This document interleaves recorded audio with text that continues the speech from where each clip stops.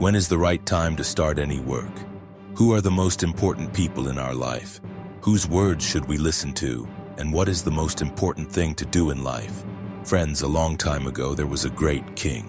He had wealth, armies, and power, everything. But in his mind there were 3 questions whose answers he desperately wanted to know. He believed that if he could find the answers, he would never fail in life. The 3 questions were: what is the right time to start any work? Who are the most important people in our life? What is the most important work to do? One day, the king announced that anyone who could answer these 3 questions would receive a great reward and be made a special advisor in his court. Because the reward was huge, scholars, religious leaders, warriors, generals, and traders all gathered in the king's court to give their answers. But the answers were all different. The scholars said, "The right time is always decided beforehand. Planning is the key to success."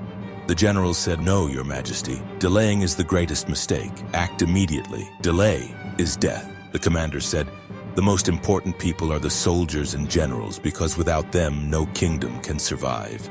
The traders said, "The most important work is trade and strengthening the economy, because without wealth, the kingdom will be weak." The king was not satisfied with any answer. Then one of his trusted ministers told him about a wise old man who lived in the forest. The king thought, maybe this man knows the truth. The next day he left behind his royal clothes, dressed simply, and went alone on horseback to the forest. After traveling for hours through tall trees, cool winds, and bird songs, he reached a small hut. An old man was working in his garden, digging the ground. His face was full of wrinkles, but his eyes had a shine of peace. The king respectfully greeted him and said, "I have come in search of knowledge. I have 3 questions. What is the right time to begin any work? Who are the most important people? And what is the most important work to do?" The old man did not reply. He kept digging, breathing heavily, sweating. Seeing his condition, the king decided to help. He took the spade and began digging the ground himself. Hours passed, the sun set, night arrived, but the old man still gave no answer. Suddenly, a wounded man came running out of the bushes. Blood was flowing from his body. He collapsed at the king's feet. The king quickly carried him to the hut, washed his wounds, tore his clothes to make bandages, and applied medicine the old man gave him. The king stayed awake the whole night, giving him water, wiping his forehead, taking care of him. By morning, the wounded man opened his eyes. Seeing the king, tears rolled down his face. He said, "Forgive me, Your Majesty. I am your enemy. I swore to kill you because you executed my brother.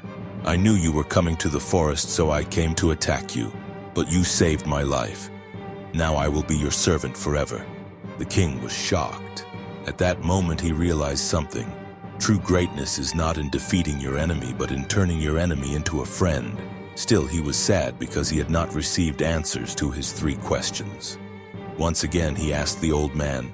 The old man smiled and said, "But your questions have already been answered." The king was surprised. "How?" The old man explained. "Yesterday, if you had not stayed to help me dig the garden, you would not have met the wounded man. So the most important time was when you were digging with me. The most important person at that time was me. And the most important work was helping me. Later, when you found the wounded man, the most important time was that very moment. The most important person was the wounded man, and the most important work was saving his life. Remember this.